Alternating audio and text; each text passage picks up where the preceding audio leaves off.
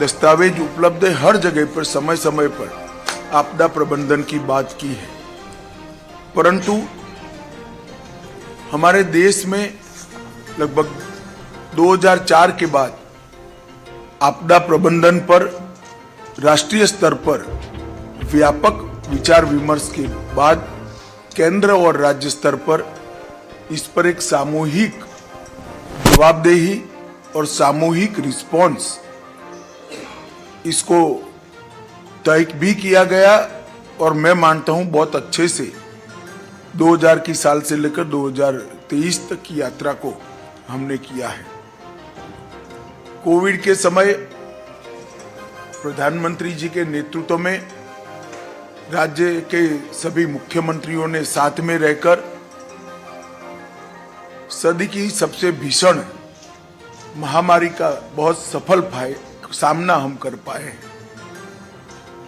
उस कठिन समय में हर मोर्चे पर केंद्र और राज्य और जनता तीनों ने मिलकर एक लड़ाई कैसे लड़ी जा सकती है, इसका उत्कृष्ट उदाहरण विश्व के सामने रखा है। 220 करोड़ से ज्यादा टीका लगाना, करोड़ों गरीबों के भूख को ध्यान में रखते हुए उनके खाने पीने की व्यवस्था करना, लाखों की संख्या में मजदूरों को अपने गृह राज्य में वापस पहुंचाना और डीबीटी के माध्यम से कोई घर में चिंता न रहे, इस प्रकार की व्यवस्था हम कर पाए हैं, हम सब के लिए संतुष्टि का विषय है। जैसे मेरी ओपनिंग रिमार्क्स में मैंने बताया था, कुछ साल पहले हमारा दृष्टिकोण आपदा को लेकर राहत केंद्र और रिएक्शनरी था। हम केवल रिलीफ और रिहेबिलिटेशन की ही चिंता करते थे। विगत 9 साल के अंदर early warning system, prevention, mitigation और पूर्व तैयारी आधारित आपदा प्रबंधन के नए अध्याय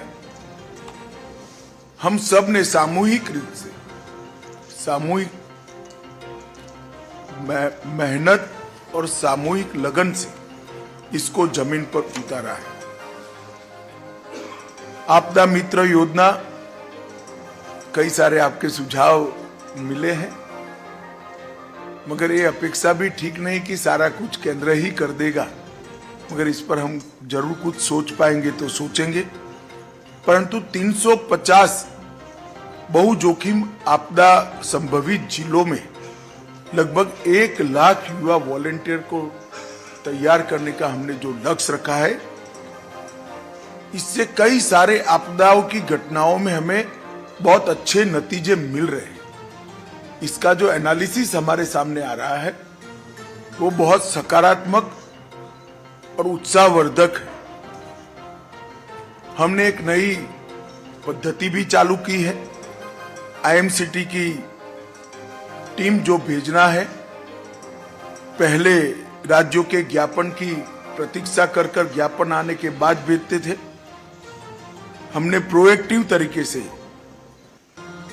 पिछले 4 वर्षों में 10 ही दिनों के अंदर 73 बार आईएमसीटी की टीमें भेजकर केंद्र ने प्रोएक्टिव तरीके से राज्यों को मदद करने के लिए कदम उठाए हैं और इसके कारण 2005-06 से लेकर 2013-14 तक 9 वर्षों में और 2014-15 से लेकर 2022-23 तक 9 वर्षों की तुलना में एसडीआरएफ पहले जो 35,858 करोड़ रुपया बांटा गया था, इसकी जगह 3 गुना बढ़ोतरी लगभग 1,04,704 करोड़ हुआ है। और एनडीआरएफ से जो पैसा जारी किया गया 25,000 करोड़ की तुलना में 77,000, उसमें भी करीब 3,000 करोड़ की बढ़ोतरी हुई है। मैं बात इसलिए बताना चाहता हूं कि प्रोएक्टिव अप्रोच से और बजटरी प्रोविजन आपदा के जोखिम के न्यूनीकरण और बाद में रिलीफ और रिहेबिलिटेशन, इस सभी क्षेत्रों को आच्छादित करते हुए जो बजटरी प्रोविजन केंद्र ने और राज्यों ने बढ़ाया है, इसी का ये परिणाम है। 21 में नेशनल डिजास्टर मिटिगेशन फंड का गठन किया गया, लगभग 16,700 करोड़ रुपया एसडीएमएफ के अंतर्गत केंद्र के अंतर्गत और एसडीएमएफ के अंतर्गत 32,031 करोड़ रुपया समन के लिए हमने जो किया है, उसका भी मुझे लगता है लॉन्ग टर्म बहुत बड़ा फायदा ये लड़ाई लड़ने में हमें होने वाला है। इंडिया डिजास्टर रिसोर्स नेटवर्क, इसकी राष्ट्रव्यापी सूची बनी है। लगभग 1 लाख नए रिकॉर्ड्स जनरेट किए गए हैं। नागपुर में एनडीआरएफ की एकेडमी की आधारशिला रखी गई है। लगभग काम समाप्ति के आरे पर है।